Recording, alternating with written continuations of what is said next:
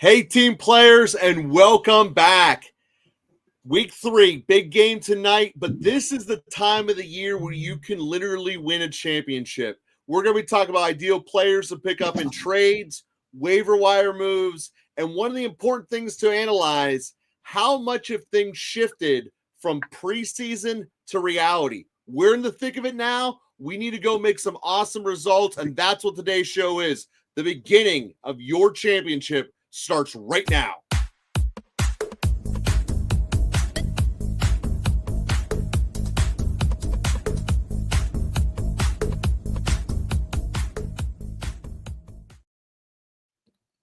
What's happening, everybody?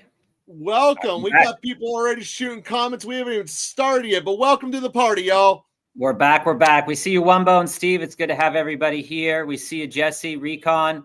Jesse, I'm curious, did you win your matchup last week, man? So when I think about this week, Joe, there's so much to think about, but I want to start off with some of these questions before we share some just general thoughts just about this week, because there are some games that I think that in DFS particularly that I'm going to be hyper targeting. And I know much of probably the population is going to be, and then there's some under the radar guys that I think will be worth talking about as well. Wumbo here says that in my 14 team 0.5 PPR, I have to choose from Mooney, Judkins, Scadaboo, Tootin, or Booty for flex. They're all wait to start until they show you they're ready. But with 14 teams, it's all hands on deck. So there's a lot of things to think about there, Joe. But I do think when we look at these games in general and how these games could probably pan out, the implied point total, I think, for Kansas City game went up a little bit. And I think it's let's go off of just implied point total for the game. Let's go into what it actually is for the individual teams. So Atlanta is right there at mid. So right there at mid for points for the individual team. Cleveland, it's obviously below. They're going to be below, obviously, a lot. Giants are in a spot where it's worse than Cleveland in terms of implied points. Jacksonville is mid. New England more in that game. And so we look at this and go, it comes down to that individual matchups. In a half PPR, it's pretty well balanced between the running back or the receiver. So it just goes, who literally has the best situation before them when we're looking at spots where there is no obvious lean one game or the other. And because of that, Wumbo, I'm going Mooney. No, I got you there, Joe. The infinite dude. So I'm going Mooney.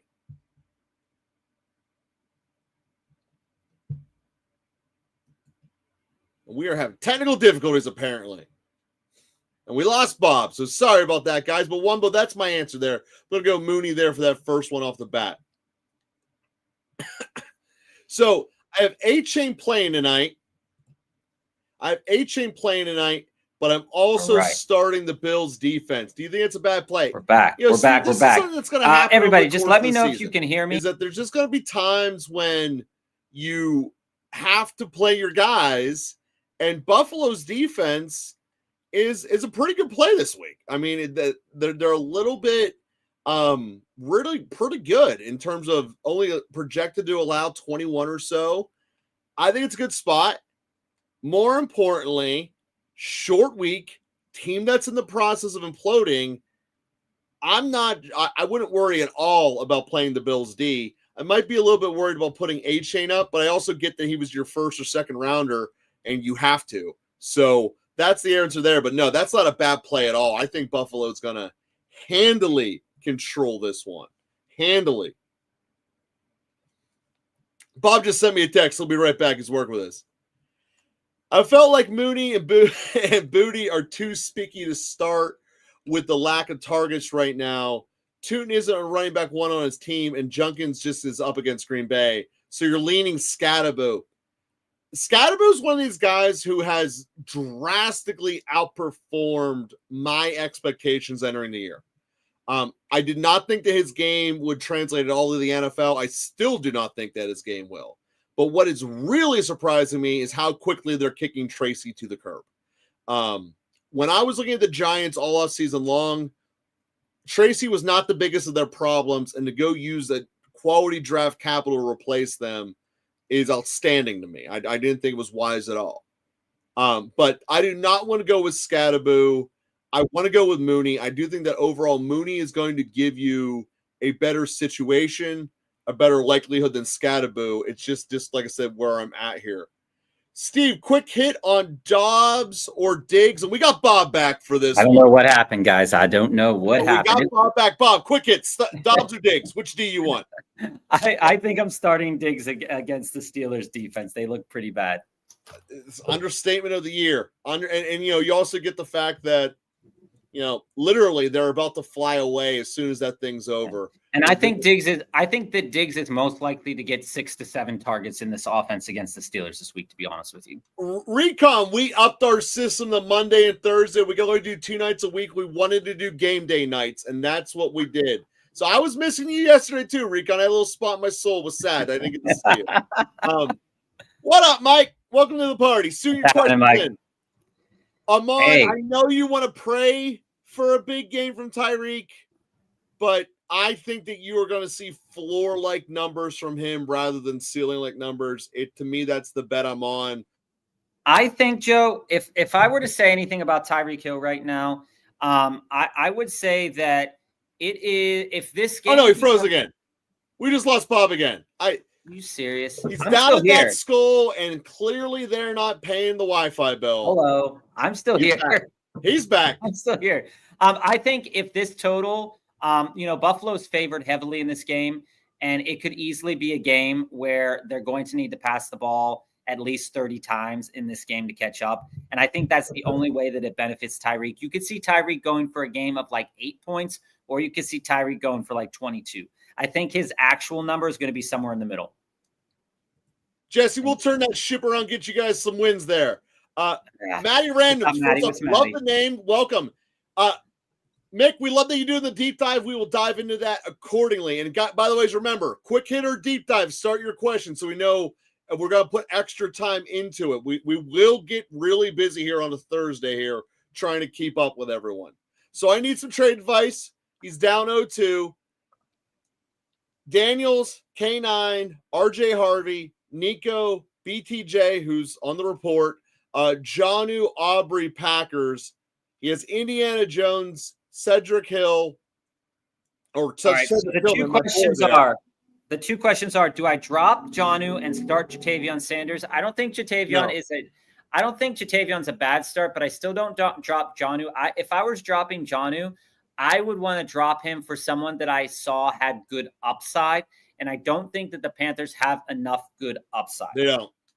So it really depends. It really depends on where your team is at on that. That being said, Jonnu is probably someone worth considering. We just got to figure out a better replacement than Jonnu because I was very big on the tight end position of the Steelers overall, and it is not happening. Rodgers is seeing ghost already. The Steelers are going to finish under 500. So what I would try to do, honestly, to tell you the truth, I mean, when I look at your team, I see a lot of players with big explosive upside that haven't hit their explosive upside yet. So I'm not ready to panic fully and try to trade away the farm. The one player that I do have concerns about, which a player that felt like I was feeling really good about him going into the offseason and it hasn't panned out yet, is Evan Ingram. Evan Ingram is the most frustrating player, I think, from your team to own right now. I think that when the pieces come together, and this week might be the week for Nico, and this week is probably going to be the week for K9 as well, where you're going to get another good week out of K9, you're going to get another good week out of Nico, and you might get a good week out of Harvey. Now, if you have any inclination between those guys to trade from, right, if Jones has another good week, he might be a piece that you could package in with somebody else for one of those teams that has an injured quarterback already. I think that Addison coming back for you in about a week or two, I believe his suspension was till week 4. I think that's going to be a big boon for your team once they figure out what the quarterback situation in Minnesota is going to be. So I wouldn't sell the farm yet, but if something good came down the pipeline, I would definitely do it. And we'll talk more about that this episode as well. Wumbo, I know you said to go trade for Brian Robinson, but I traded him for May in a 12-teamer that I own JD5 in with basically no one on waivers. It's Geno and lower. I like Drake May. I feel like Brian Robinson Jr. again. He's a whole type of player, right? But he can be a home run. when you think about holds and you think about injuries, he's a hold type of guy. When you look at Drake May is a startable player in a 12-team league with 20-plus point quarterback upside on a weekly basis if things hit right because he has the rushing upside. I would rather have May rather than Geno at this point based off of what we have seen Geno doing with the offensive line. If Daniels is out this week, who do I drop from my bench to pick up a backup quarterback? Charbonnet, Goddard, Hollywood, Stevenson. I think Goddard is a safer drop. Honestly, guys, when it comes to safer drops, unless a tight end is going bananas and ham, which means he's not droppable. It is more likely that a tight end would be a safer drop than an underperforming running back with upside or an underperforming wide receiver with upside. It just depends on what that upside looks like and how that underperformance is going. For example, Ramondre Stevenson is not a drop. We saw that the coach has the inclination to potentially share snaps.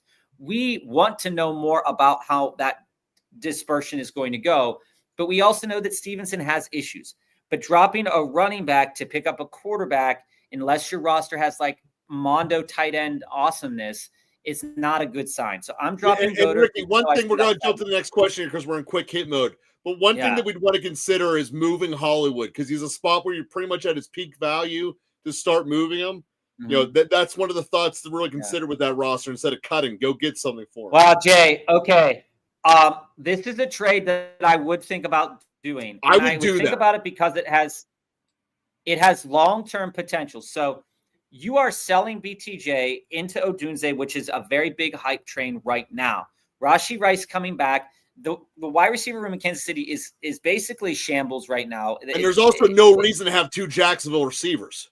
It doesn't look like it's going to turn out that Rice. It doesn't look like it's going to turn out that they won't need Rice. They will need Rice. Yeah, they will need him. So you are trading, and Odunze's not going to score 2 touchdowns every week. So you're buying him at a high value. You're paying a good price. But I think that this is one a fair price. I think might actually be winning that. It's rare I like the 2-on-1. This is one that I would really think about doing. And if you were so inclined to try as well, I would even try if I were to start with Egbuka for a guy like, Odunze or Rice there too. So you don't have to give up BTJ, even though I really like Egbuka. Oh, no, at this point with this build, I'd rather move BTJ. I think that's about peak value for what you're going to get for BTJ. I would definitely do that. If Worthy plays, do you play him over Diggs and Dobbs? I do. Wouldn't. I get why you would want to because the matchup is good. They're starving for a playmaker. He's going to be starving for a playmaker. It's absolutely true. But I do think that starting a guy with injury concerns in Worthy coming back from that injury too early. I honestly don't think he comes back this early. I think they do keep him out another game. So I do think it's down to Diggs. But Worthy does have bigger upside. Just take that into account. Worthy's an instant start for me the second he comes back. Worthy has way bigger upside than Diggs. Diggs is a safer play. So it really depends on how many big upside guys you already have in your lineup versus the safe plays that you have in your lineup. If you don't have enough safer plays to get you a solid floor this week, I think Diggs is the play. But if you're looking for the upside play and you already have like guys like Bijan, et cetera, like that, then you can push Worthy into your lineup if he is starting and playing. You're welcome, Wumbo. We love you. And yeah, dude, Amon, you're totally right. A-Chain is going to get so many receptions. It's going to be solid, but it ain't going to be enough to win that game. I can tell you that. I think A-Chain's going to have at least 20 points this week. I really see that as being a possibility. Garbage time and speed guys are a great situation. All right. So I have an injured Jaden Daniels. Who do I pick up? Browning, Wilson, Darnold, T-Law, Wentz, Tua, Mac Jones, Rodgers, Taylor, Mariota, Young, and am I dropping Braylon Allen, by the way, between him or Najee Harris? So I'd probably drop Najee. So here's who I'm thinking of. Tyrod Taylor. Drop Allen. Tyrod Taylor's off the list. Okay, here's the guys that are off the list. Tyrod Taylor, off the list. Rodgers, off the list. Tua, maybe off the list. We'll think about it. Wentz is off the list. Darnold is off the list. Russell Wilson's off the list as well. So for me, I think the matchups this week push me thinking a little bit more about Mac Jones. I don't think that he's an exceptional play, but I do think that he could get you that 15 to 17 points that keeps you in a good contending position during this week's games. I think Browning is an interesting option. I don't want to oversell Browning's performance, but I do think that Browning gives you a little bit of rushing upside too from what we saw in the past. So I am thinking about him. T-Law is off my books. Okay. They're playing. I'm not on T-Law this week. I do have to start him on my 2-quarterback league, but I'm not on him this week. Mm-hmm. And then Wentz, like I said, is not there. Rodgers, I'm not there. Mariota is interesting enough because they play Vegas. And I think that if Mariota plays, Mariota is good enough to get you to that 15-point thing too. It's kind of a galaxy brain kind of play. But I see, do. Bob, I'm on one of the guys you instantly said no. My answer would be Wentz. And the reason for that is that it's really, really hard to win in Minnesota. Cincinnati's defense is a disaster. And I think they'll be able to pick them apart. I don't think there's a giant difference between Wentz and Darnold. And we saw what he did with Darnold last year. It's the same staff, same talent. I would want to hit, not just for this week, but long-term. I think Wentz is a sneaky pickup, and his upside dwarfs everyone on that list.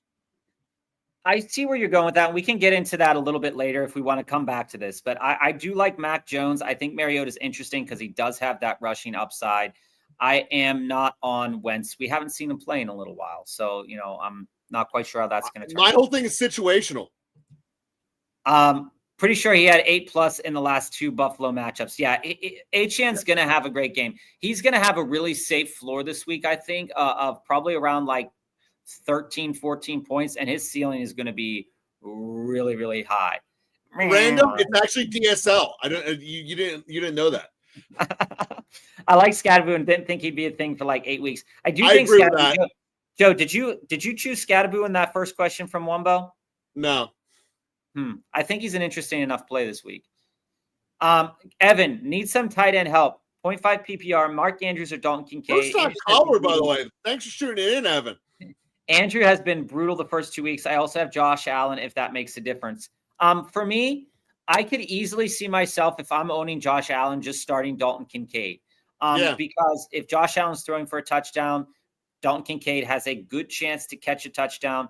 Mark Andrews' projections, guys, are really lower than they need to be at this point in the year.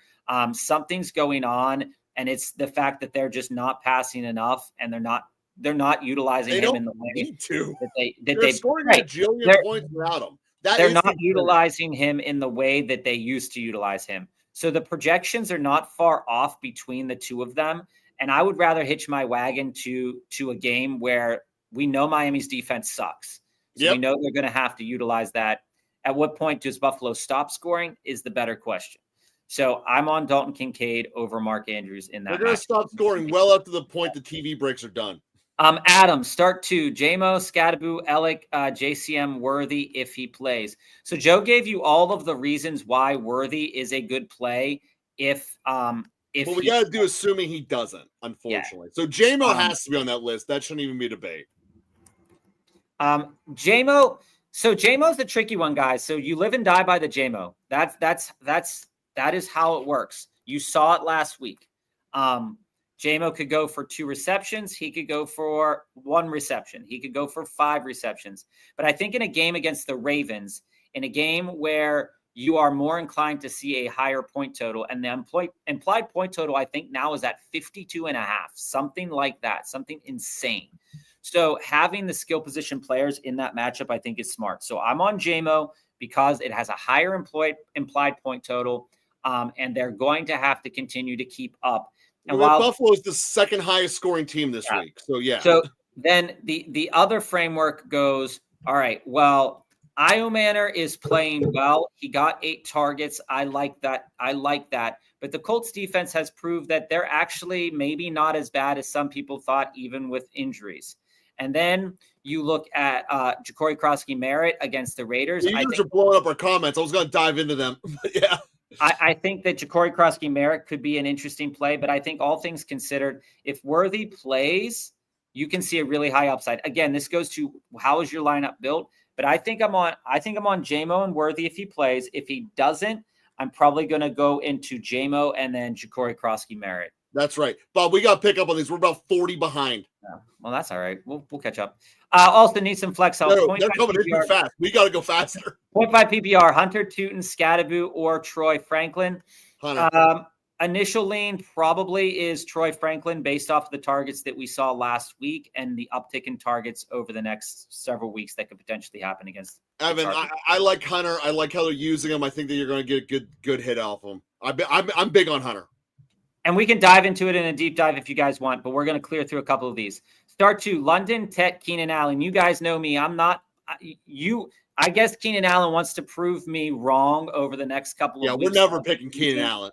I hate Tet. I'm never going to pick Keenan Allen. I'm on London, and I do think AJ Terrell is probably going to shadow Tet a decent amount, but I think that Allen is probably the better play in that situation. So I think I'm probably on London, and I'm probably on London and Keenan Allen. London's cornerback matchup against JC Horn is kind of rough too. So I think you have to look into who would you rather face, AJ Terrell or Horn. And the only scenario where I would be on London is if Vlad is out. If Vlad is out, I'm taking Allen and I'm benching Tet. Otherwise, it's going to be London and Tet. I like Tet and Keenan Allen just because I think that Bryce Young is going to see a decent amount of the field, and he's going to have to throw the decent amount. Jesse, I love you using the quick hitter there, or the deep dive, and Jason with the quick hitter. Nah. Pollard, Swift, or Jacoby, Bob? Start 2. I'm on Myers. I'm on Myers for sure, especially if Brock Bowers is a no-go again this week. And I think in a game with a high implied point total like the Bears game is, I think I'm starting Swift because I do think they're going to make it to the end zone a decent amount. No, dude, you're missing the spread on that. The Bears aren't going to score at all. They're going to get blown out. Pollard's going to give you better value. Disagree. Pollard's better value, but I don't think he gets a touchdown. Well, that's the fight of it. But I don't think Swift is either. So Smitty, 2 QB PPR league. I have Daniels, Purdy, Mac Jones, Rattler, Browning. Someone lost Burrow and needs a QB, and I need a running back. So I think I would make a trade here. So my running backs are Henderson, Monty, Connors, Brian Robinson. Someone needs a replacement for Burrow. Would you trade Browning and Monty for Odunze and Mason? I would. I'm okay with that. I would 100% because Mason's already going to be the RB1 going forward with Aaron Jones's injury. Aaron Jones always gets injured. That is inevitable. May all right, Thanos. May, DJ, or Herbert. Secondly, Hampton or Scadaboo. A lot of people are down on Hampton this week just because he had all those big mistakes, but the Broncos are proving that maybe they're not the best at stopping the run. So I'm on Hampton, even in a timeshare like that. Yep. And when it comes to quarterbacks, I think my lean potentially. My lean might be anyone playing the Steelers. Yeah, my lean is Drake May. I hate to say it, but my lean is Drake May and Hampton for. Yeah, they're not going 500 for the first time ever. Start 1, Drake May or Caleb. Might start Swift if you guys say so. So don't want to do Caleb and Swift. Yeah, I wouldn't do Caleb and Swift, but I'll tell you guys, like, garbage time is a real thing. The Dallas Cowboys don't have a good defense. They really don't.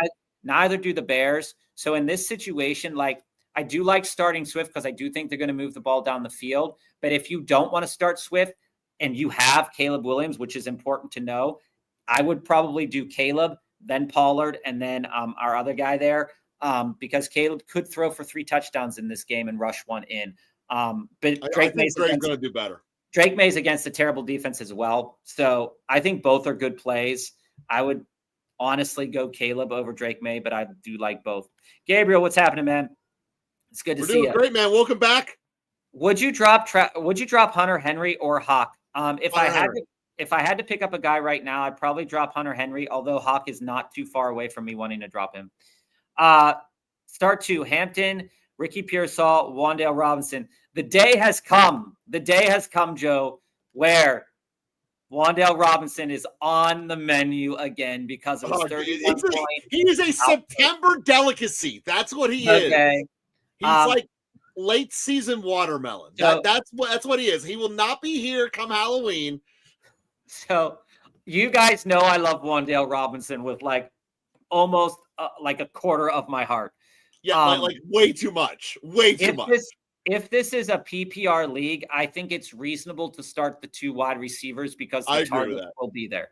If it's a PPR league, I think it's reasonable. If it's a half PPR, I would stick with Ricky Pearsall and Hampton. If it's half PPR, I'm on Ricky Pearsall and Hampton. If it's not, the other Sutton, way. Pickens, or Wandale. I'm going George. I'm going Pickens all day. I'm actually on George Pickens too, Joe. That was a really weird thing.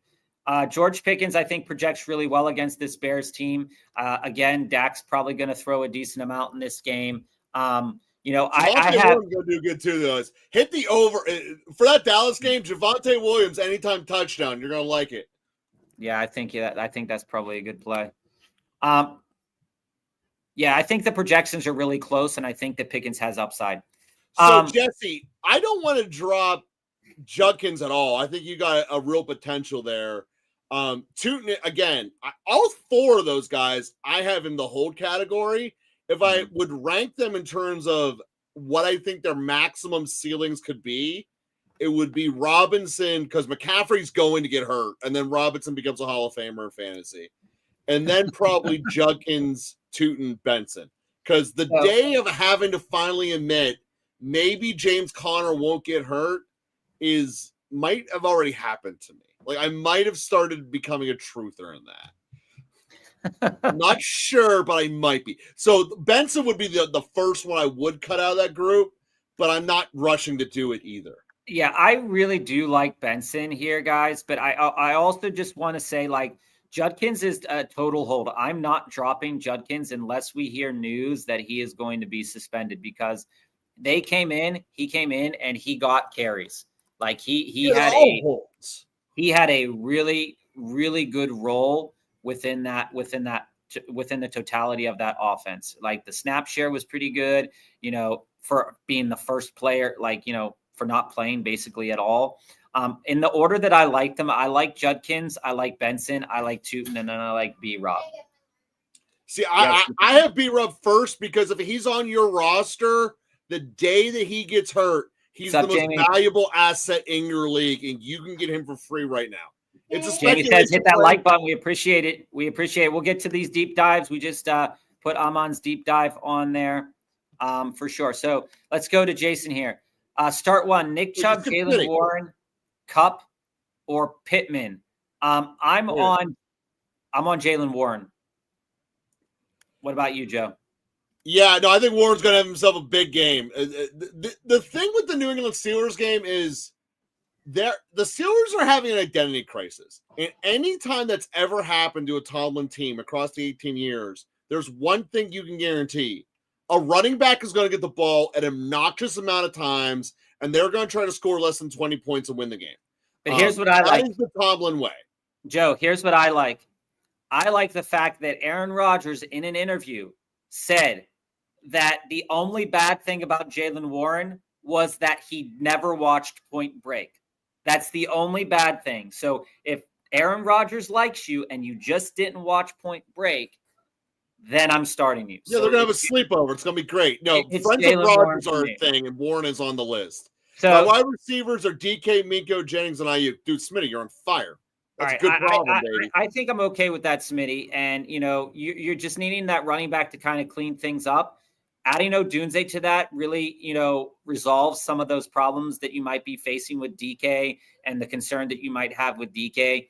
I think that that's going to be a really good trade for you. And being second highest in scoring team thus far, I love that. I was going to pick up Mac Jones if I couldn't pick up a quarterback. Yeah, I picked up Mac Jones this week because the waiver wire in my league was pretty cut clear, and Daniel Jones was picked ahead.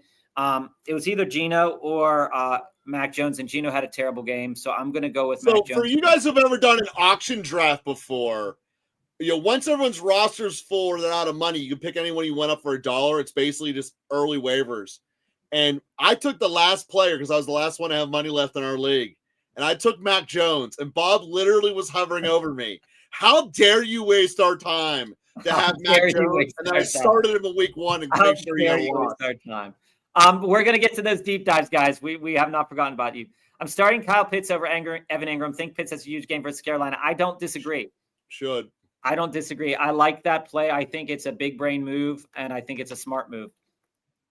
All right, just to put it out there, Dom just threw out some questions. After Dom's questions, we're going to start the deep dives. Just to let you guys know that. Roy, how's it going, man? I traded away Jamar Chase and Bucky for CeeDee Lamb, Rashee Rice, James Conner, Trey Benson. People saying I got fleeced, but CeeDee has this quarterback and has dropped 20 points without it. Here's what I'm going to say to that, Roy, is while I don't fully condone trading away Bucky Irving, what I do think that you did was you got value where you needed to get value. You one for one the wide receiver position. Jamar Chase for CeeDee Lamb, I think, is a fair enough deal. CeeDee Lamb and Jamar Chase are both going to get peppered with targets. So I don't think I feel bad about that. What I also like that you did is you bought into Rashee Rice. And so now you're playing the James Conner, Trey Benson waiting game. And to be honest with you, from a point-to-point basis with what we've seen so far this year, Bucky Irving has a higher upside. He does. But James Conner's floor is pretty much the same every single week. So while I don't love it, I don't think you got fleeced. I don't think you got fleeced at all. But I don't think you got fleeced. It's acceptable, yeah. Wumbo, Wentz gets Addison back next week, so that's a thing. I love that thing. It's a good thing. He also gets to play against the Steelers defense, which can't stop anyone. That's another thing. What defense would you guys pick up this week? Joe, you're the defense guy. Which one do you think is the best pickup this week? I'm loving Houston's defense this week. I am. That would be the first spy look. They might not have availability. If they don't, my rankings of defense are going to be something like this. Houston, Patriots, Chargers, even with the injury. But do not sleep. And this has been two other ones these are all in the same tier, by the way. Buffalo and Atlanta. Atlanta is one of the defenses that it was the most, wow, it's better than Vegas thought it was going to be, and their spreads are sprinting to catch up to the changes. Yeah. And I'm going to just give you a sneaky play, Joe. I don't really love it, but the reason I'm saying this, and it's not something that I truly condone, but I think for DFS purposes, I think it's interesting enough, is the Buccaneers are dealing with a lot of injuries on the offensive line. They're going to be starting a lot of. They also just lost their best defensive tackle. I think that the Jets are going to be interesting. No, that's fair. I also think New England's a good play too. Yeah, and Rashee Rice can easily be in the top 12 when he comes back. Roy, yeah, you will never see me not liking Rashee Rice. So the only worry you have with Rice is the same worry you have with every single Chief, which is their playoff roster is in such bad scheduling that it's going to be lower scoring. So they'll get you to week 14, but they're not going to have a great 15, 16, or 17. So you're going to have to be willing to move them. That's Ricky, with all Chiefs. Ricky, here's how I feel about this. I feel like both of these players have been disappointing so far this season, but they're going to have better weeks ahead. Mike Evans hate DJ Moore now. Mike Evans probably more so than DJ Moore. Going into the offseason, DJ Moore was one of my favorite gets early on in the offseason. Then when we started hearing a little bit more, I started pumping the brakes a little bit on DJ Moore. DJ Moore is a chain mover, but he doesn't seem to be the hammer. Rome Odunze seems to be the hammer, and that's the guy that I kind of probably want right in that offense right now. I traded Keenan Allen and Charbonnet for Hall. I think that that's a good enough play. I think that's good. Getting Hall, that's a running team. You turn two assets that you probably got after the 11th round into a guy that was going third, fourth round. You bought into him after a bad week where his quarterback got hurt. That's not going to happen every week. You're going to have better days. I'll play Buffalo every week, yeah. And you know, there is concern for Allen and Sharps. Start two: Henderson, Hampton, JCM, and Judkins. I think that I'm on Hampton and JCM, but I will say this: depending on what we hear at news, here's why I say this. What we have seen from the Pittsburgh Steelers is that they allow a lot of runs on the outside. I'm definitely going Henderson above Hampton. They allow a lot of get 180 yards on 2 carries. Listen. Yeah, they run a lot on the outside. Mm-hmm. So if Henderson is not in the doghouse, if they don't make him pass protect, if all of that happens, Henderson could be an interesting play because everybody's going to tell you to bench him. Everybody's going to tell you to bench him, and then he's going to pop off, and you're going to feel terrible about it. Or you're going to bench him, and he doesn't do anything, and it's fine. I like Henderson's matchup this week because he offers that explosion. I'm just concerned how they feel about him in the doghouse, but I am starting Henderson. I do think Hampton and JCM are interesting matchups. I'm putting Judkins off to the side for right now. And I'd probably end up on JCM. So this would probably be Henderson and JCM for me, but I do like Hampton as well. So I'm not, I love the Rooks, but I think Henderson is the play for me plus JCM, but I could easily slide in Hampton as well because I do think they're going to utilize Hampton against the Broncos. They're going to give him a second Couple chance. Injury updates. Terrell is out and Kraft with an injury here today. So with Terrell out, I'm starting Ted. Okay, with Terrell, Mike, we're going to do the quick hitters after Dom's questions, so probably in about 3 minutes we'll be starting with the quick hitters. Yeah, if AJ Terrell's out, I'm on Ted 100%. So, oh my God, if he suffered a knee injury, everybody's going to be turning over right now. That's terrible for them. It's great for Dobbs. It's great for I saw the Ibuka didn't practice. The Ibuka thing. So the Ibuka thing, he's dealing with like a groin muscle thing. He should play this week, but there is just a slight chance that he doesn't. With Kraft's injury, though, that's a little bit concerning because he just got injured, and Ibuka's was from the game. So if Kraft just got injured this week, I would monitor that, and if he's hurt, I would definitely think about starting Matthew Golden. I'd think about it. George, I just traded Jordan Mason and Devonta Smith for Ladd McConkey and Trevion Henderson. Thoughts? I like this a lot. I like this a lot because what we see, even though Ladd is dealing with a Q tag right now, guys, is that Ladd is going to continue to be utilized in the offense. Now, Keenan Allen is taking a good amount of targets. And that is not something that we like if we're a Ladd McConkey owner. But what I think is important to kind of note about that, right, is that Ladd is going to get his. Okay. Yeah, he will. Ladd is going to keep getting him his share of what's going on. So I love this trade for you, George. I'm not upset about Henderson and Ladd. I think you traded people that I think you've kind of fleeced them, to be honest with you. I think that I really like that trade. Yeah, I'm not. I love Henderson moving into Henderson from Jordan Mason. So I do like moving into Henderson from Jordan Mason. But what I was about to say, Joe, is what I really like is that when we talk about Ladd, okay, Justin Herbert ran 58 plays Monday night. Ladd McConkey was on the field for 43 of them, ran a route for 28 of them. Keenan Allen was only on the field for 32. So he is still, him and QJ are still on the field more than Keenan Allen. So Keenan Allen's numbers look better because he's getting those touchdowns. Those touchdowns will come for Ladd. They will come for Ladd, and I think this is a really good trade for you, George. I'm waiting for Judkins to put up a stinker this week and try to get him in the one league I didn't get him in. Love that. I think that's a great idea. Any week where a player throws up a stinker, if your league mates are wanting to trade, I would totally go in and try to buy some of these rookies. Like I'm buying Trevion Henderson. I'm buying Omarion Hampton. Yeah, the rookies have concerns with these fumbling issues, or they have concerns with the pass blocking protection. You can teach that. You can teach. Caleb Johnson might not even get a hack this week. Okay, Caleb Johnson, though, we'll see how that works out. But I wouldn't hold him. I would probably drop him because he's not seeing the field. But the other two are at least seeing the field a decent bit. What's everyone? KJ here. My running backs are Trevion, RJ Harvey, and Mason, who I'm going to start. I think that's a smart idea. Nick Chubb and Rachaad White. Who is the best RB2 for me to start this week off of matchup? Henderson.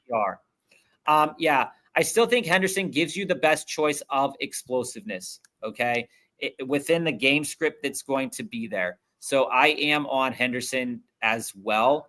And Rachaad White is interesting against the Jets. I think he's going to probably score a touchdown, but I think Trevion Henderson has the best chance of more yards out of that group of players. Hey, Dom, do I start Bill or Hampton? So you've heard everything that I've had to say about the Broncos, and I'm not really quite sure that the Broncos' rush defense is actually that good at all. Good point. But I do think that, Justin Herbert's probably going to throw it a decent amount. This is a competitive matchup, and it tends to always be a competitive matchup. With Jayden Daniels' injury, if they do start Jayden Daniels, they're going to want to protect Jayden Daniels' legs a good bit. So Ja'Cory Krosky-Merritt would probably be the play there because they're wanting to protect Daniels. If Mariota's in, that's a different story. So I think that that's going to be something interesting to watch. If Mariota's starting, I'm probably starting Hampton. If Daniels is starting, I'm probably starting Ja'Cory Krosky-Merritt. How do you feel about that, Joe? I'm probably going to Hampton regardless. Just to be totally blunt. That's fair. T-Law or Mariota? Joe said that, he's down on T-Law, and I think that it's fair to be down on T-Law against I'm down on T-Law too, but I've never been up on Mariota. This Texan secondary. So I would say I'm still starting I don't know yet because I need to know if Mariota's getting the hat. I need to know if Mariota's playing. Yeah, obviously if he doesn't assuming he gets the hat. Assuming he gets the hat, I'd start Mariota. And I'd still go with T-Law regardless. All right, into the deep dives here. Looking at a potential trade of Garrett Wilson for Rice. I know that I'm taking some zeros, but I'm 2-0, starting to build up the team to win the playoffs. Until he's back, would be Gibbs, JT, Mike Evans, Etienne, Parasol, McBride. Dude, I like where you're at. I like getting rid of Garrett Wilson a lot. I just want to put it up front. I don't think you're going to be done because, as I said before, Rishi's going to have a hell of a regular season. I think that you take him with the mindset of he's going to blow up a couple games. He's going to be great week 10, week 11. And then right at your deadline, you move Rishi to get a partner who's going to be an amazing playoff piece. And you'll be able to do that trade at the point because Rishi will be flying so high. Again, I cannot overstate how down I am on Kansas City Chiefs for the fantasy football playoffs because of their schedule. Here's another way of viewing this, Mick, is that moving on from Garrett Wilson probably will allow you to start the guys that you want to start on a weekly basis. Having Garrett Wilson on your team, there's always the inclination that you should start Garrett Wilson. He proved that week 1 was the time that was a good start. How? Against the Steelers defense that should have been better? That was a good question. Darius Slay sucks, and that's why Mike Tomlin's play calling sucks. It's very pedestrian. We know that. Week 2, Justin Fields got hurt. I'm having a happy day. I think you guys can tell that. I think, though, that you're not getting enough right now. If I am trading Garrett Wilson, what I want to get back is Rishi and something else. Whether that's Rishi and like a Michael Pittman, whether that's Rishi and a Darnell Mooney, I want to get back another piece of the pie that I could later use potentially for trade bait later down the line. Because is it fair to say that when these are both healthy players that Rashee Rice is the guy that I want more? Yes. Is it fair to say that, you are missing out on 3 more weeks of production that Garrett Wilson can provide you? Yes. Do I think you need to make this trade now? I don't think you need to make this trade now.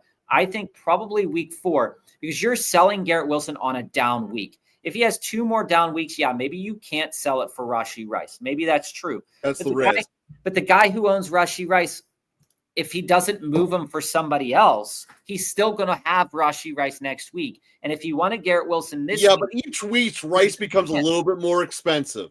I don't think that's true when it comes to Garrett Wilson v. Rashee Rice. I think that's true when it comes to other players in comparison to Rashee Rice. But Garrett Wilson doesn't have a shelf life like some other guys. Garrett Wilson is tied to his quarterback. But the thing with Garrett Wilson is that even when he plays, he's going to have bad games like some other wide receivers do. That's true.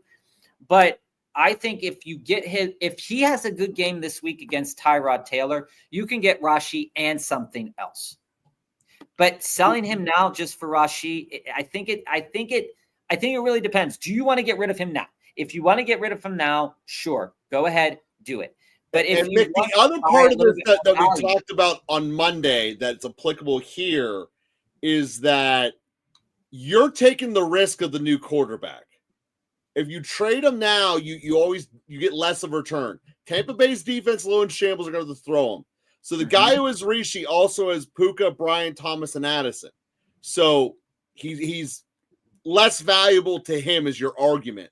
My point is, I kind of agree with Bob. The Jets are going to have to throw the ball. Tyrod is a better passer of the football than Fields, despite Fields blowing up the Steelers. I think that holding Wilson this week gets you a bigger price tag, and I think gets you easily resheet and a piece. And then to balance out the trade, you just put it in whoever you were going to cut anyway, and then it just makes it a little bit more palatable. That's how I would go about in doing that, Mick. That piece could potentially be valuable to you if you decide to trade a guy like Travis Etienne. Okay. So thinking about all of those components together, I think is really important. We see all the questions in the chat. We're just going to dive in through some deep dives right now. And then we're going to hit those quick hits down and dirty again. Jesse, 0-2. What should I do? My team is Knicks, Collins, London, Hollywood, Rice, Igbuka, Henderson, Brown, Mason, Stevenson, and Judkins. I think you got hit with some bad luck here, Jesse. None of these players are inherently bad, or none of them have bad upside outside of some guys. But I think all in all, you just got hit with 2 bad weeks right in a row. And you might have had a little conflict of who to start and who not. So the starting point with this, Jesse, is because you assuming it's a 2 receiver, 2 flex, you do have some challenges of how to construct the roster. Because obviously you're starting Collins in London, and you should be starting Brown and Henderson this week, although Mason's an interesting call. But I'm definitely going to go with Hollywood as one of the guys to play. There's no one else to out there, assuming Worley doesn't play. Assuming Igbuka is not going to be a go, I think you could start Hollywood. But as long as Igbuka is a go, I think that you have to start. I think you start both of them if Igbuka's a go, and then you're benching Mason. That this is the challenge you have here. I mean, I actually Jesse. What I think I'd recommend. I like Mason this week. I think Mason 2-for-1 trades to make your roster easier to build, because you probably have the most points scored on your bench of your whole league. Do 2-for-1s with someone who just felt an injury to make your team stronger. And without knowing your whole league, I can't tell you exactly who that is. But that's what I would want to do, because you can pair up Hollywood and any of your pieces and get a stud receiver for someone who lost the dude. So here's the thing. I have so much appreciation for how this lineup was constructed, Jesse, because you have upside in mind, and the upside has not yet materialized. If you go 0-3, then you feel like you're panic mode and whatnot. So what I would say, look at my scoring. Am I scoring enough? Well, the running back position is not scoring enough for me. Why is that happening? Well, it's happening because I've been starting Henderson. Henderson has been underperforming. Well, the problem with Henderson is, when will he start to perform? It could be this week. I think it's going to be this week. But when you look at it, is that there's going to be teams that are 2-0 or 1-1 that might want to assume the risk of a guys like Henderson or Igbuka, right? They might want to take on a Stevenson if they just lost a running back. So for me, what I am going to say about your team here is that I am thinking that Stevenson, right, is going to be an asset for you this week. He popped off with a great game. They showed that he's going to play really well. And I might pair a guy like Stevenson with a guy like Igbuka, because while everybody wants to say that Stevenson will go back down and that Igbuka will continue to rise or go back down depending on injuries and stuff, I think you could pair Igbuka and Stevenson, guys that may or may not have the underperforming wide receiver studs in return. I bet you can get that. You can maybe pair that up to even go after like a Breece Hall, if that's kind of what you want. I don't think I'd go the receiver. Right. I don't think it's easily get an AJ Brown out of that. What I would do is I'd target the Aaron Jones owner, because I'm assuming if the Aaron Jones owner got Aaron Jones, that Aaron Jones was part of a zero running back approach. Okay. So if you target that guy, or I'm going after the guy that owns K9 and Charbonnet, and I'm saying, hey, whoa, you have these 2 guys. Stevenson had a great week. I'll give you Stevenson and Igbuka for something else, right? I want to clear some space so that when Rice comes back, I can start Collins, London, my next player up, and then Rashee Rice in my 2 flex positions or in my flex position. And then I've cleaned up my running back room a little bit more so that when Judkins is healthy, that I'm going to be starting Judkins. When Henderson turns up, I'm going to be starting Henderson. That's how I would approach this. I would sell like I said, I really like Igbokwe, and I don't think that Igbokwe is necessary to sell Igbokwe. I know, but I think you get a massive return for him. And what I do see is I do see Igbokwe on your team, and I see Stevenson on your team, and they've had up weeks. They've just had 2 up weeks. You can try to target the owner of maybe their running back room that looks a little bit like yours, but looks a little bit differently. And you can say, hey guys, I've got Stevenson here. I'll trade you Stevenson and Igbokwe. Will that move me into like Chuba Hubbard or something like that? That's something that you can even think. You might even be able to move Igbokwe straight into Chuba Hubbard. And that could probably clean up a lot of discrepancies in who you're going to start. And then once Henderson starts to perform adequately, then he's a more comfortable start. So for me, so Bob, I get your argument for going after the stud running back. I think Chuba is a great target because he's. I think Chuba and Stevenson are the 2 he should be moving. I agree with that. He had 2 good weeks in a row. He's going to have touchdown upside. The yardage upside could be a little bit troublesome, but it's not any different than what you're currently experiencing, is what I'm saying. But you also could go get Ladd for it with Igbokwe and Stevenson right now. If you wanted to trade, if you wanted to propose Igbokwe and Stevenson for a Ladd, is probably the absolute peak of the ceiling, but Ladd is still going to produce. Like you get someone to scared about you're going to be moving a Cincinnati guy. That's how I would look at it, dude. I would, you need to do a 2-for-1, maybe even a 3-for-1. If you're going the running back route, feel free to throw Brown in there. But I also think though that it's absolutely okay to do a 2-for-2 or a 1-for-1 at this point in time. Like if I have Igbokwe and I'm struggling, he does the 1-for-1. It doesn't fix his roster issues of who to start. But it does in a way, because it does that. I know that I'm going to start Chuba and Brown until Henderson is performing, or I'm going to start these 2 guys until this player is performing. I think that like I said, I love Igbokwe. With the injury, it's a little bit of a downer on his price. But even if you wanted to pair Igbokwe and Mason before he pops off, people are buying into Mason right now because he's popping off. Igbokwe and Mason can easily move you into a nice piece. Yeah, Mason's definitely going to pop off. We're going to clear through these 2 deep dives here, guys, and then we're going to jump into the quick hits back against. Yeah, we got 2 more deep dives left. Yeah, that's right. Yeah. Should I make any moves with my team 1-1? Allen, Henderson, Monty, Chase Hill, Jennings, Ferguson, Aubrey, Packers defense, Tracy, Algier, Ollie Gordon, Dig, Shakir, Booty, Hollywood. I think it's always a good idea to hold running backs, but in this situation, Ollie Gordon is a tough hold for me. Yeah. So if I'm seeing if anything's on my waiver wire that is going to be an asset to me right now, and it could be that HN does something and Ollie Gordon comes in and it explodes, and that could possibly happen. You've held on to Ollie Gordon this long, but what I'd really think about trying to maneuver here is potentially Jennings and potentially Ferguson, because Ferguson is quietly a top 6, I believe, tight end in the league today. So Ferguson's going to be a piece. So go after that guy who has Tucker Kraft right now. Tucker Kraft just got hurt with an injury. He's probably panicking a little bit, unless he also drafted McBride. But most people that draft McBride probably also don't have Tucker Kraft. So I'm probably thinking about saying, okay, well, if I can deal with Ferguson, if I can move Ferguson and Jennings to upgrade a little bit in short term into the running back room, let me do that.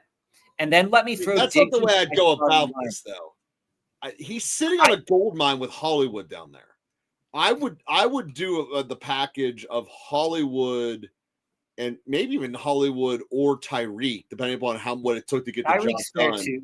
But he can't move Tyreek today. No, you can't move Tyreek today. That's definitely can't. But if you want to do something today, I get what Joe's saying. Hollywood has potential shelf life. Hollywood has too much value to be on your bench. But what you need to understand, though, is that Hollywood's targets were not what everybody thought they were going to be this upcoming week, because Tyquan Thornton ended up getting some of those deeper targets than Hollywood Brown used to get. So Hollywood Brown's value has plummeted from what it was week 1. So I don't think you're going to be able to get as much as you can this week. But Jennings had a great game. He looks like he's back. He looks like he's healthy. And I think that Jennings here is enough for people that might be worried about their wide receiver situation, like their DK Metcalfs, like their you have Shakir, but in that same kind of conversation. And Diggs and Booty are good enough to put a spot start into a wide receiver 3 position. And I think it's very important for you to upgrade that running back position now, so that when Henderson goes off 3 weeks down the line, 4 weeks down the line, maybe this week, which I'm hoping it's this week, then you will have a complete roster that you won't be questioning who I'm going to start. And then you can move on from Tyrone Tracy if you wanted to. You can move on from Algier if you wanted to. But I think it's important to lock down that running back position before Hendo goes off, right? So then you can utilize that, and then you have that extra piece. But Joe's right. You could absolutely trade Tyreek Hill if you don't think that he's going to continue to put up numbers. You absolutely could move a guy like Jamar Chase. He still has tons of value. I'm not moving Chase. No, but you get what I'm saying. He's the best wide receiver in the league. You can move him if you are struggling and want to upgrade. You could easily move a guy like we just saw a trade that had Jamar in it, right? You could easily move Jamar into a Josh Jacobs because people are concerned about his passing volume or his pass catching volume into Josh Jacobs and a BTJ. If somebody drafted BTJ and Josh Jacobs, right? You could totally move Chase into something like that. I'm not writing it off. Those are the things that I would think about doing. I think about Jennings and Ferguson first. Then I would do Hill. Then I'd think about Hollywood as well. Henderson not playing well has been killing me as well, guys. Best QB streamer this week. Fields out this week only. Thank God. Darnold, Geno, Rodgers, Ward, Russell Wilson, CJ, Trevor, Penix, Stafford. This is awful. Sorry, guys. So I still think it's Wentz. It's not even right Wentz. I still think it's Wentz. Okay. So I don't think it's Stafford. Stafford is an interesting play, but I don't think it's Matt Stafford this week against the defense of Philadelphia. I do think that game's going to be very competitive. So it could very well be a Matt Stafford 3-touchdown game, but he's going to have to hit 300 yards passing to get you some good metrics. So I think he ends up landing in that 14 kind of discussion for a quarterback. Penix is also interesting. For anybody out there thinking about starting Michael Penix, he had a bad week this week, but the Panthers are equally bad. But what I want to caution against with Michael Penix this week is that they could easily give the ball to Bijan and Tyler Algier a combined total of 40 times in this game and still win the game. So Michael Penix may not have a great week this week. CJ Stroud is another quarterback that I think could go off for 2 to 3 touchdowns if that line holds up against the defensive front of the Jacksonville Jaguars. But I don't think he gets you to the metric of like that 300 yards or that 225, 250 yards passing. So I think his ceiling is still not above 20 points. So I think Trevor, CJ, Penix, and Stafford don't have a ceiling above 20 points this week, unless that game script changes for that game. So then you go look at Geno. Geno had an awful game this week with like 4 turnovers. Terrible. So I think that like Geno's a pump, like a whole, like just, I'm not picking him up this week because that was a very, very poor performance. So then I'm left with, Darnold, Rodgers, Ward, and Wilson. And while Ward has shown a lot of gumption, I'm not willing to start him against the Colts. So he's out. Then you go to the Giants. Again, Russell Wilson just cooked for 41 points. Dallas might have the worst defense in football. A lot of people are assuming that he blew his load. The Chiefs are a fairly competitive team. So Russell Wilson is going to have to play a good game in order to do well. So if you see Russell Wilson as having over 300 yards to stay competitive, he could be the play out of this group of guys. Yeah, I think he can't get kissed. I think the play that most people would land on, though, out of this group of guys is Sam Darnold, because I think a lot of people are not really, me included, not respecting what New Orleans can do as a defense, because they're just, they're just average at best. So I think a lot of people are going to land on Darnold out of this group of guys. But I'm not sure that he has 20 plus point upside in this game. Yeah, none of them really do. So if I were to land on if I were to ultimately say what quarterback situation I like, because I think the game script could be a very interesting game script. This is kind of how I'd order them. I would start with Michael Penix because I think that is a very interesting game script. Then I would go to Stafford because he has the 2 best wide receivers on the list of players that these guys are going to be passing it to. Then I'd probably end up on CJ Stroud in there, followed by Aaron Rodgers. Aaron Rodgers is just this ho-hum play for me. I know I just didn't talk about him, but the Steelers are facing the Patriots. Patriots might be secretly a decent defense.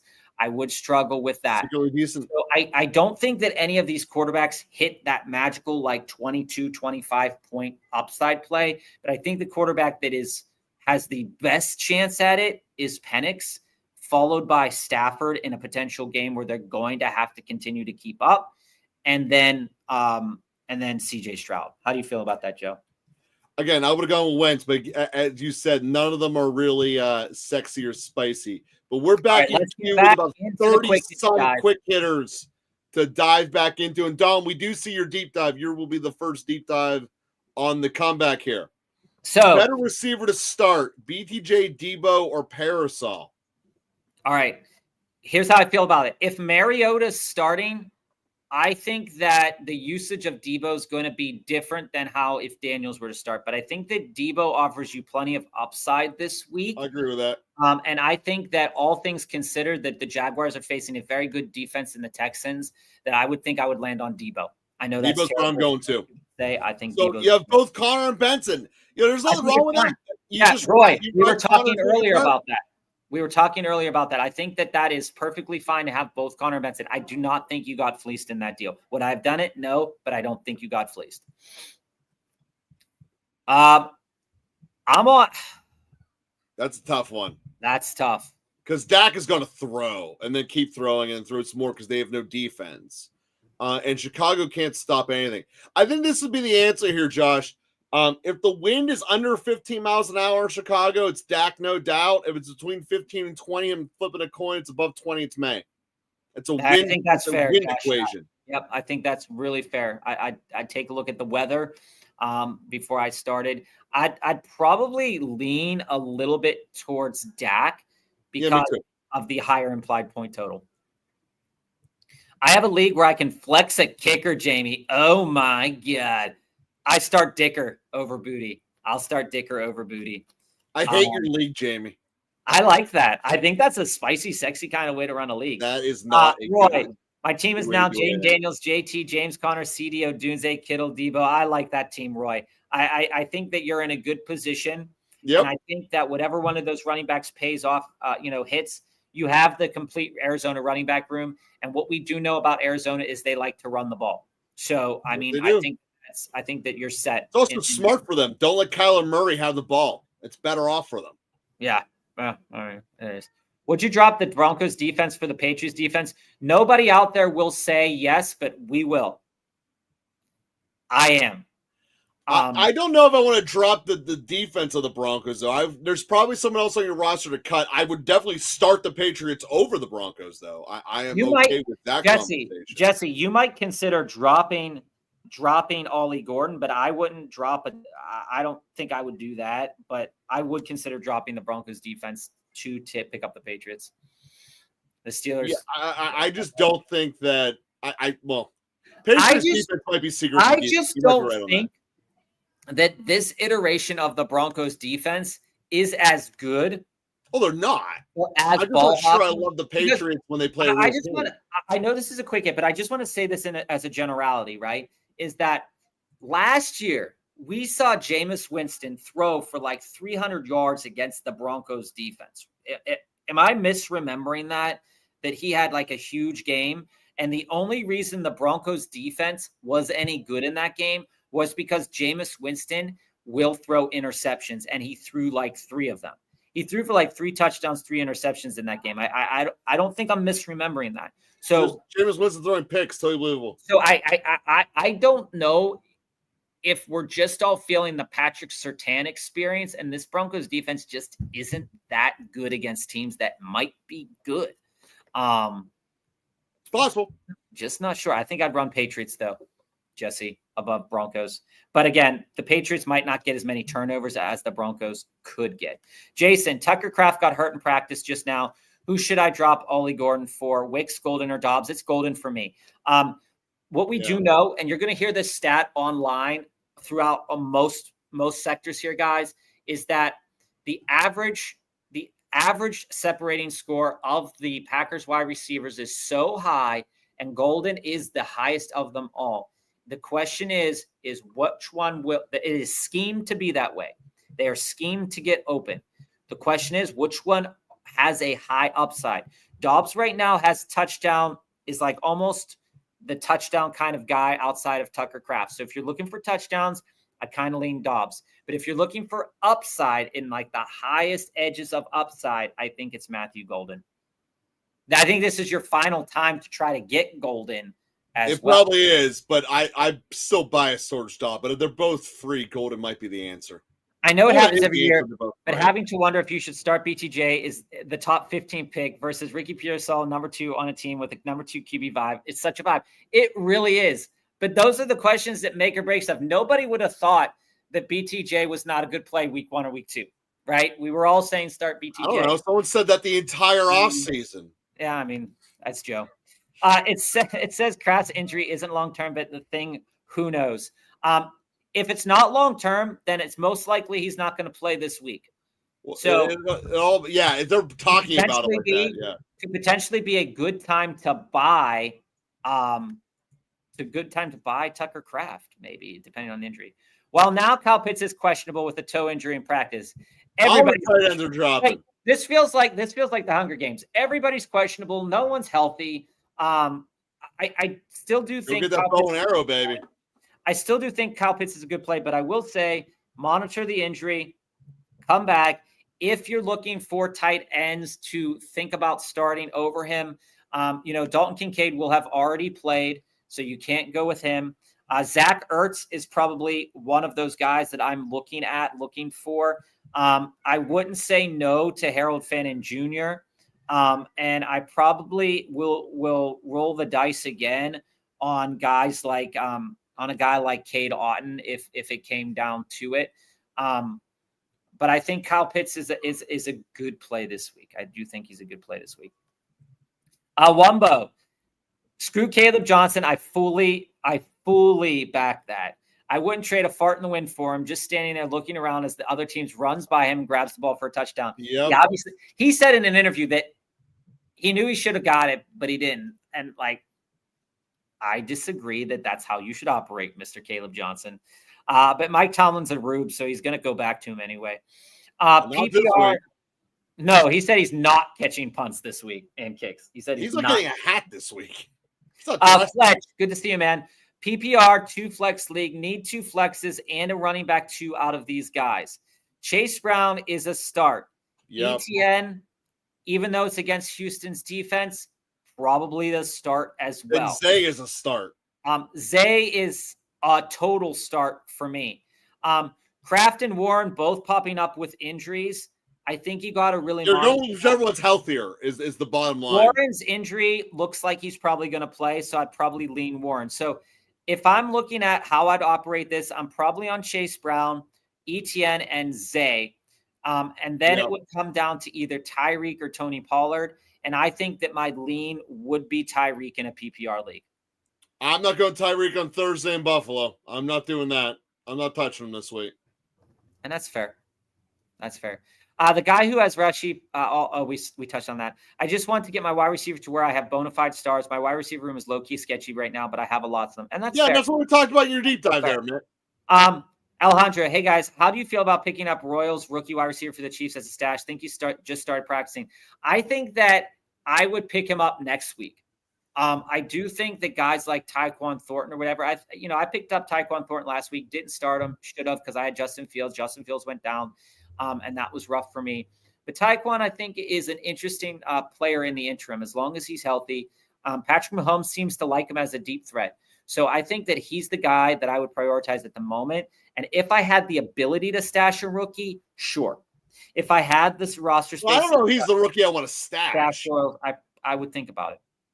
Hollywood or Jennings this week? We know a lot of that question posed a lot of different ways. Yeah, Hollywood or Jennings this week. I think that Jennings is a good play against the Cardinals defense. Yeah, you know, they're both good plays. I would consider I like Jennings over Hollywood a little bit more this week, but you can easily see Hollywood going back to getting like a stupid amount of targets. So I do like Jennings just a tad bit more this week. So, Amon, I love you here on this one, but I would not be running out to get Wicks. I know that people keep wanting to make Wicks a thing. I just don't really see it happen. I see the step up for Dobbs. I just don't think Wicks is going to really ever be anything more than a change of pace. Whereas the booty might be the basis of what's going on in New England. So you guys, you were with us last year when everybody was riding the Wicks train. We coming off of the popping off with the matchup that he had last year, getting like 30 points. Total Nick Westbrook-Akine vibe. But Dontavian Wicks is not like he's not getting enough receptions to be relevant. Okay. Nope. And will receptions open up? Yes.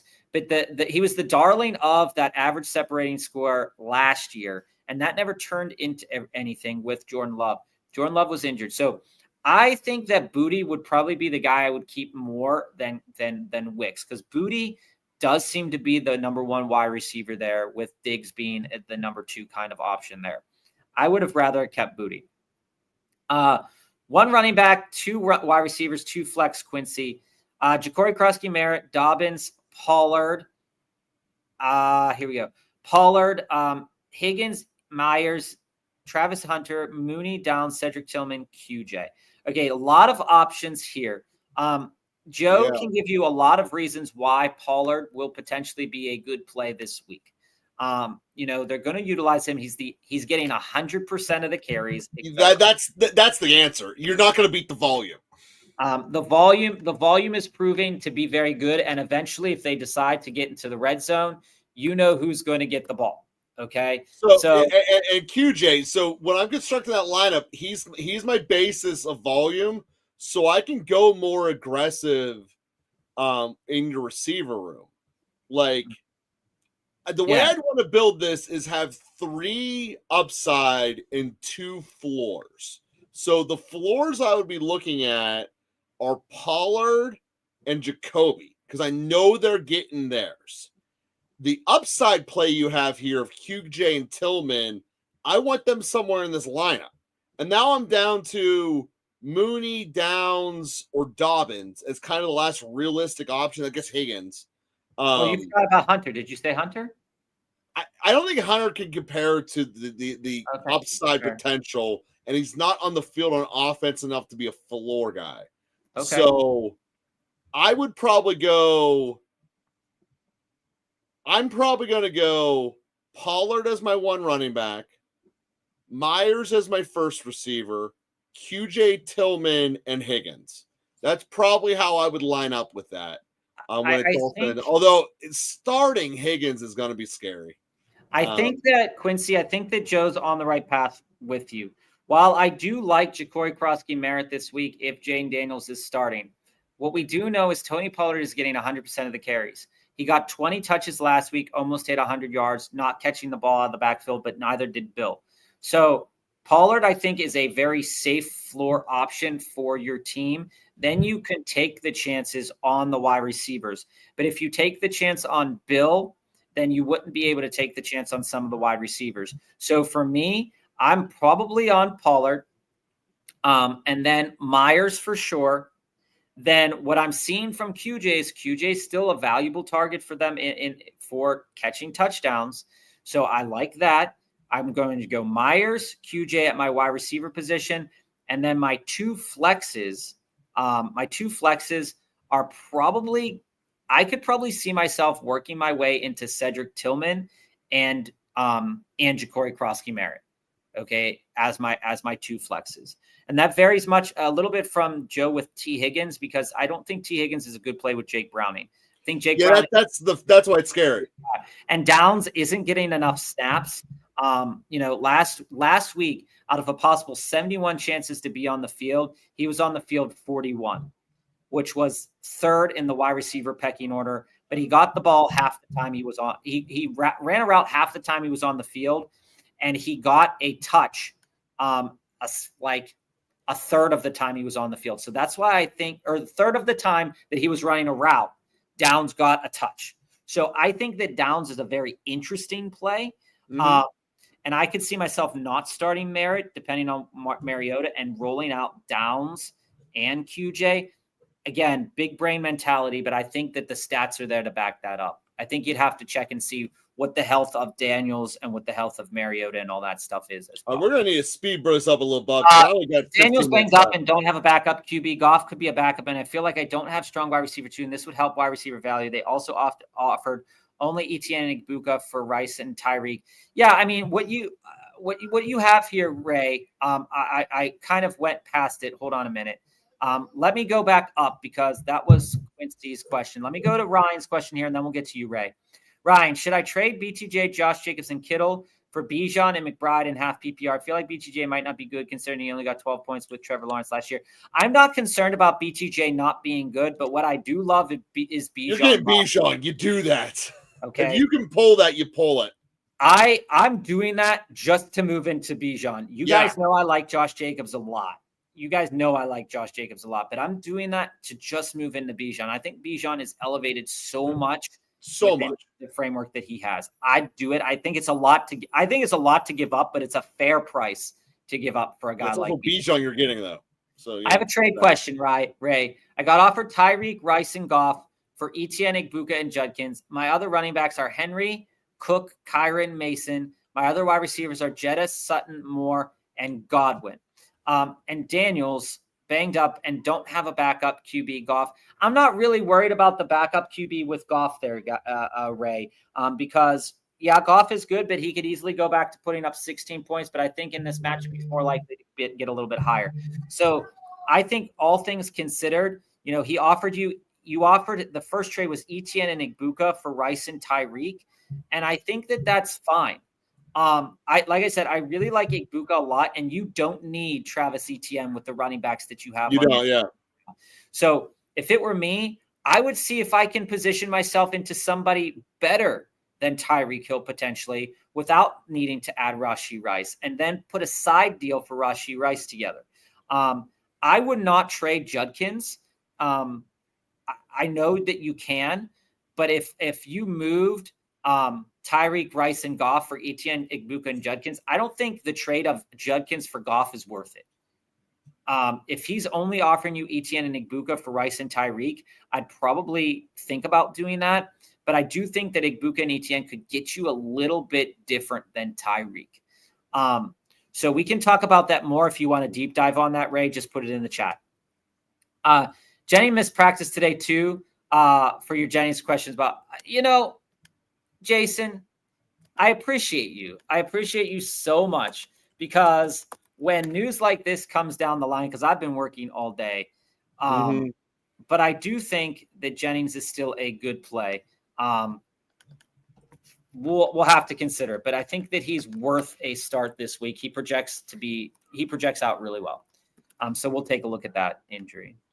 CMC, A-Chain, Chase Brown, Bill, Henderson, Sutton, Wilson, and Mbuke, Parasol, Worthy, and Rice on the bench. That's a good roster, man. So Quincy, dropping Jennings for Worthy, was that a good idea? Like I said, I think that Juwan is a good option, but I really do like Juwan this week. Assuming that he plays there. But Xavier Worthy is one of those guys that can absolutely take the top off on a defense, and a guy that's needed to bolster a wide receiver room. So do I like it? Not truly, but do I think it was worth it with the lineup you have? Sure, because Terry, Sutton, Garrett Wilson, Igbuka, and Pearsall are guys that you're going to be starting sometimes over Juwan Jennings anyway. And I think Worthy situates himself in a position to be a starter on your team eventually. And I would much rather have, Worthy and Rice tied to Patrick Mahomes, then Pearsall and Jennings. So moving on from one of them, I don't think was a bad choice. Would I have done it now? I don't know. I don't think I would have done it right there. Brendan, I just traded Nico Collins, James Cook, and Sutton for Bijan and AJ Brown. Full PPR. Did I win? Well, we won't know if anybody won until these games play out. Do I think you gave up the affordable? Do I think you gave up a good price for him? Absolutely. I think this is a good trade for both sides. I love when you're on the side getting the bigger stud. Joe and I absolutely love Nico, but the metrics are sound. The metrics are there that Bijan is the play. Bijan is the running back one.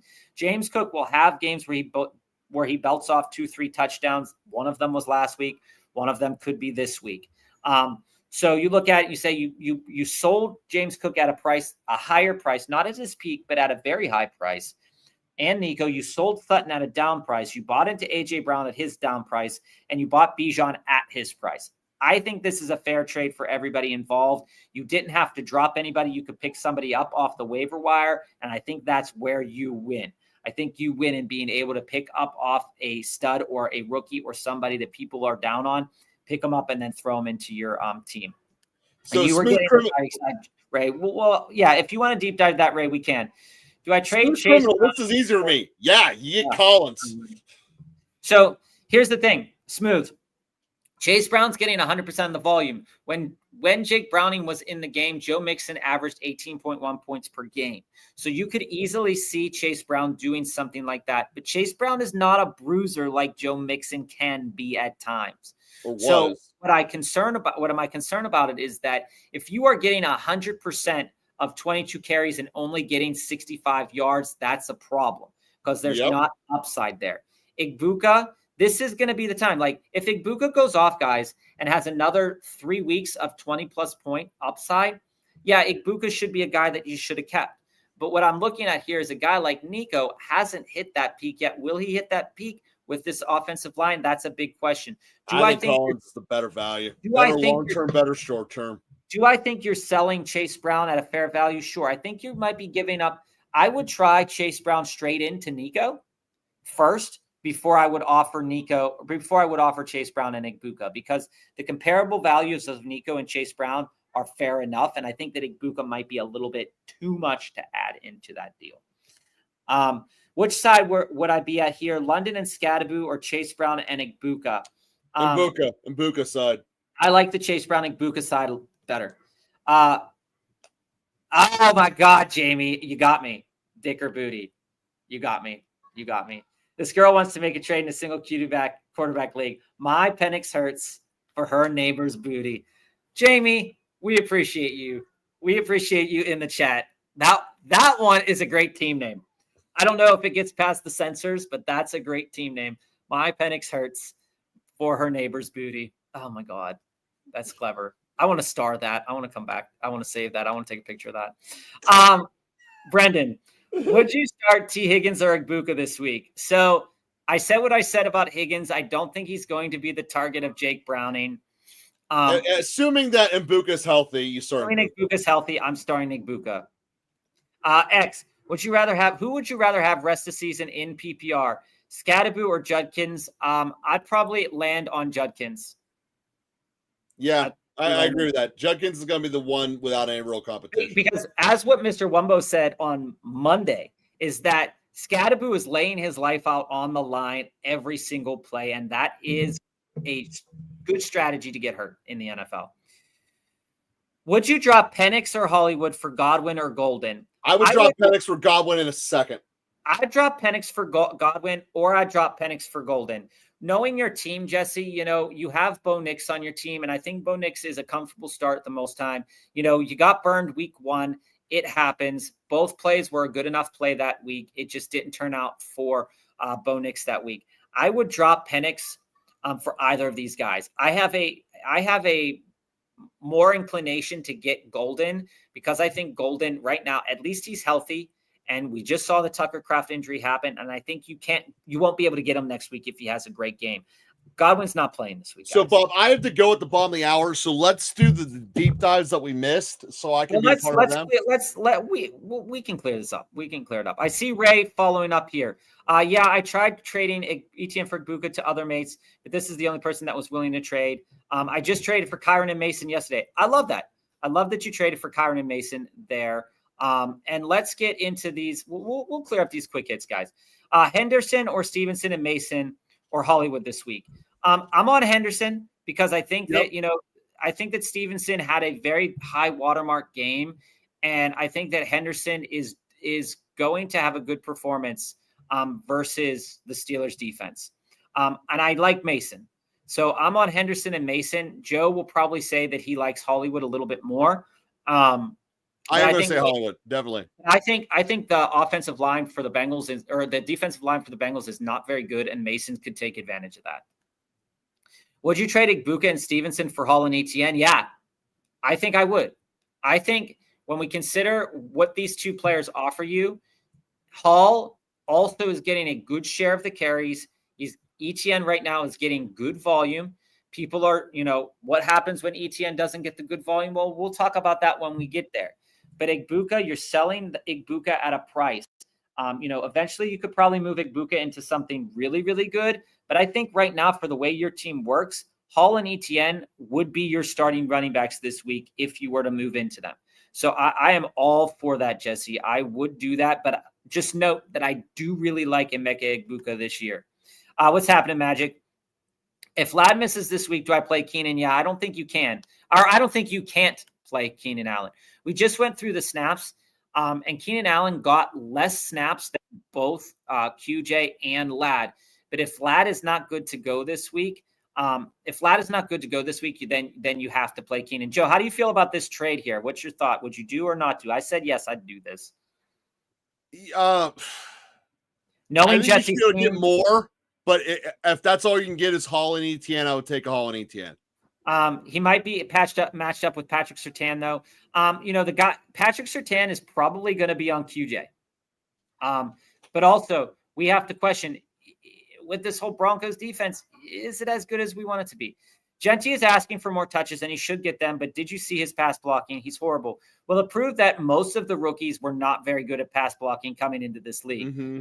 And let's be honest with you guys, Genty was probably never asked to pass block, and the guys that he was asked to pass block probably weren't as good as the players that he's currently pass blocking. Well, it's also you put him out in the route. He's your best player on the team by far. Yeah. The rookies have been so mid, absolutely. It's weird. A few are doing all right, but everyone was going nuts about how many rookies would be amazing from the start. I mean, you saw it. Hampton, everybody pushed him up into the third round. Judkins fell because Judkins may end up being one of the better ones that people got at value because of the whole situation. But still, I need Golden and Henderson to shine bright. I feel you, Magic. I feel you.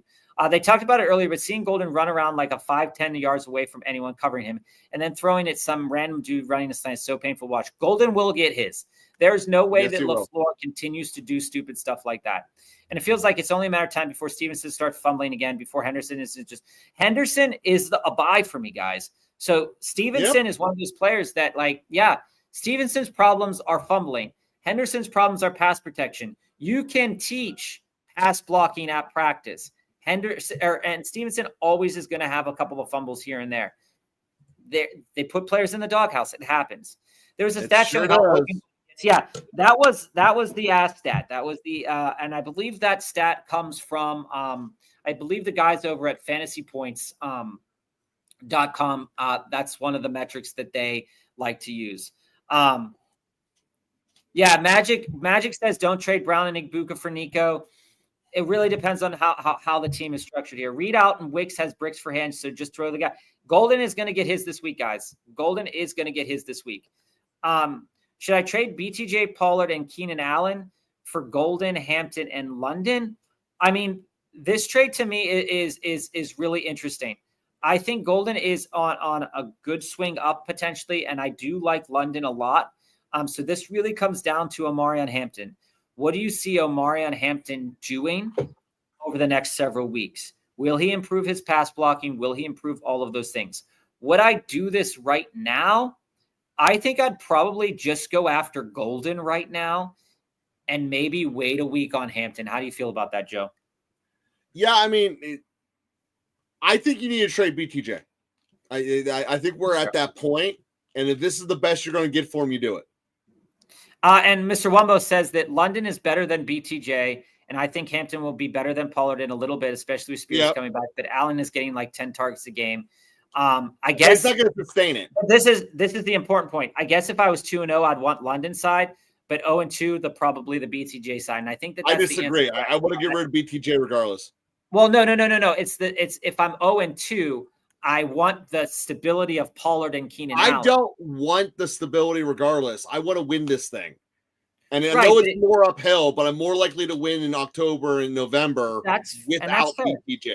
That's fair to think about. And I don't think that Keenan Allen is going to continue to get 10 targets, guys. I don't either. Rob, which two would you start this week? Breece Hall, Tyreek, Marvin Harrison Jr., or ETN? I'm not starting Marvin Harrison Jr. I would also – I think the definite start out of this list for me is Breece Hall. I don't think that Breece Hall is going to be ignored this game. I think that Tyrod Taylor is – he's at least a human that throws the football down the field. We saw it last year. So I think that Breece Hall is going to spread that Tampa Bay defense out. If Tampa Bay's best pass rusher is out, I think that Breece Hall projects really well in this game. So I'm starting Breece, and I think that I can convince myself to start Travis Etienne, but there's just something about Tyreek Hill this week that I'm not quite sure that I want to be off of him this week. In terms of the projections. The projections are he could get anywhere, like I said, from 8 to 20 points. And I think ETN is a solid 15. So if you want a solid number, I think you have to go with Breece Hall and ETN. If you're looking for a little bit of an upside play, I think Tyreek Hill is an interesting upside play. How do you feel about that, Joe? I think at the end of the day that the Harrison is someone I always am avoiding. I definitely do not want to go with Tyreek tonight. So therefore, I'm on the two backs. That's so fair. I look at it from the negative. Thoughts on AJ Brown? How much longer will we endure? So if you are me, he's going to be worth it. He will pay out. Continue to endure it until you can't take it anymore, and then you'll bench him, and he'll go off for like 47 points. But again, I'm just joking. But that is something that I think that AJ Brown, the targets are there. The thing, Scorpio, about AJ Brown that's the most worrisome thing is the Philadelphia Eagles are not throwing the ball more than 6 yards down the field. That is a stat. That is an immutable, inarguable stat. They're not throwing the ball more than 6 yards down the field. So A.J. Brown is going to have to perform above expectations. And when he's already dealing with an injury to his leg that he was dealing with all offseason, it's going to be hard to get yards after the catch when defenses are swarming the box on them. So if in order for A.J. Brown to hit, Jalen Hurts is going to have to start throwing the ball 10 or more yards down the field. And it's going to happen as soon as Saquon gets hurt. So within the next 3 weeks. Dude, you're right. It's not the Cardinals. It's Kyler Murray is wasting a franchise. Watch some tape, learn stuff, and be willing to throw the ball over the middle. So for this question, before we get to the deep dive here, Joe, I know you have to go, but I don't think it's hurt at all. I think his volume is going to be exactly the same. They're still going to check him. Higgins is the one who will suffer drastically. I'm buying Jamar Chase. I'm buying Jamar Chase. I'm buying Chase. So let's hit these deep dives, Joe. Just real quick. We only have 2. We're going to stop questions in the chat, though. So if you have a question in the chat, you can put it down in the comments, and we'll answer it after the show. But we're going to end with these two deep dives here today, guys. So if you're in the chat, we'll still answer questions, but we're going to go off air to answer them. We're going to answer these 2 deep dives. We'll be back live on Monday, by the way. Leave the questions in the chat. The Chargers defense spooks me out a little bit. Should I roll out Bo Nix against that defense divisional game, or play Sam Darnold, Aaron Rodgers, possibly Mac Jones instead, full PPR? So for me on this, KJ, I'm still rolling out Bo Nix. Okay. So what I want to say about this in general is that when we look at these quarterbacks and we look at upside, okay, Bo Nix can still use his legs to get upside. Is it as good as it was last year? No. Projectively, though, when we look at all right, where's the floor ceiling at, right? Is that Bo Nix's ceiling is in the 20s. his ceiling could be like 25-ish points. Sam Darnold's ceiling, I believe, is at least 6 points away. Okay. So I think Sam Darnold's ceiling is sub 20 points. Aaron Rodgers could easily go out there and throw another 4 touchdown passes, but that doesn't seem to be likely. Okay. So I think that Aaron Rodgers is one of those players that projects very similarly to Sam Darnold. And given the situation, I'd probably play Sam Darnold over Aaron Rodgers if I wanted to play either of those two guys. Now you go to Mac Jones. Mac Jones is obviously playing the inferior of the defenses that are going to be on the field most likely. But his projection is tied a lot to, is he going to throw for 3 touchdowns? Is he going to hit 275 yards passing? All that. It is less likely that he does that. So for me, I think looking at it in a divisional game, looking at Bo Nix in a divisional game, they're wanting to win that game. So they're going to throw out their best game plan to want to win that game. And Joe, what's the implied total of that game? So we look at the implied total of the Chargers. The Chargers, we got putting up 40 or 22.5 is the projection on the Chargers. So, and letting up 21.9. Okay. And so then you're looking at mid total. Okay. So the last time he played the Chargers last year in December, he went for 263 yards passing on 40 attempts and 2 touchdowns with 3 carries for 25 yards. Okay. And I think that that's not far off from where that projection could be this upcoming week with upside. Okay. I think the point totals of the other games are, if I'm not mistaken, Joe, are a bit lower than that game. Mm-hmm. So I think you have to go Bo Nix because there is more room for those points to kind of materialize. I think you go Bo Nix for the simple fact that their best player on defense is out. And that's the fundamental answer, is that the pass rush coming at Bo Nix is so much diminished without Mac that he's going to have a better go of it. And especially looking when you're considering your options are. These other options aren't even startable players. Bo Nix is still a top 10 guy. And what I'd say to this, KJ, is that I know that last year, Juwan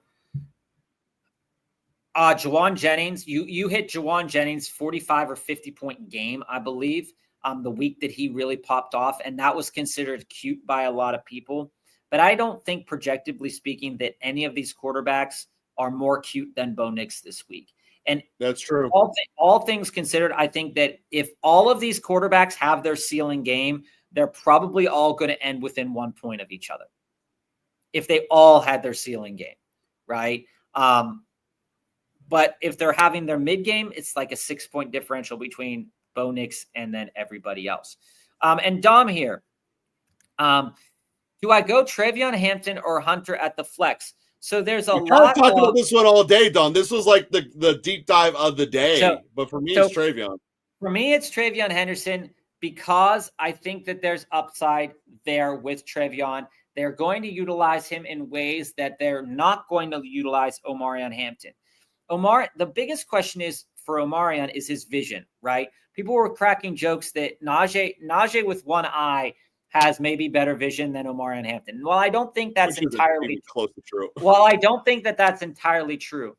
I do think that both of these guys are interesting plays this week. 2 reasons why. Number one, most people are going to be benching both of these guys because of what happened last week. But this could be a game that if the Chargers are scared to throw the ball, right, down the field, that Omarion Hampton is going to be utilized and get the rub. For Travion Henderson, it's different. Travion Henderson's volume is probably not going to be higher than 15 total touches. I just want to say that right out of the gate. His volume is probably not going to be higher than 15 total touches, but he can be more explosive with his volume. We have seen this on the field. Omarion Hampton will probably get at least a little bit around those touches. I'm on Travion because I think the explosion is there. If your team supports the explosion, Dom, if you have a high enough floor that Travion Henderson is worth risking to start, I think it's worth it. I definitely think that's the play you should do, Dom. Hampton is interesting. So we cleared out those deep dives. This is funny. I love this. We'll answer Nino's question here before we go. So let's answer this question here. Should I bench Coleman tonight versus Miami or Marv versus San Francisco to plug in JCM or Ramondre this week, or keep the 2 wide receivers in? I'm keeping both receivers in.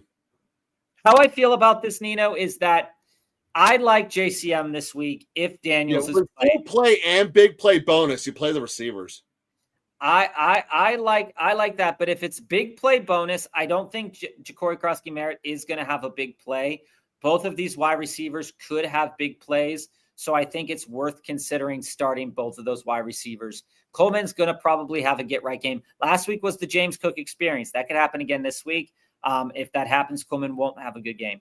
Bonix has apparently found some sort of rapport with Troy Franklin this year, so having 2 wide receivers able to handle like 10 targets each and having Mims in the pocket is great. And here's the thing. That supports Bonix. He's going to throw the ball 30, 40 times a game.